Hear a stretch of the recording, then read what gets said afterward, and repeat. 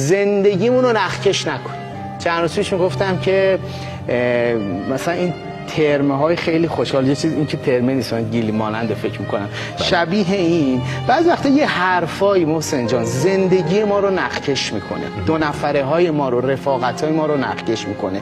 یه ترمه خیلی خوشگل بافته شده با دقت با نخ عالی، یه جایش گیر میکنه میاد بیرون.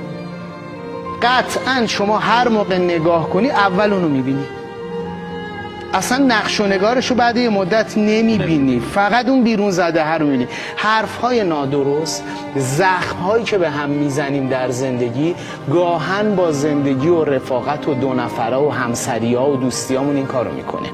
مراقب باشیم، مراقب نخکش کردن روابطمون باشیم.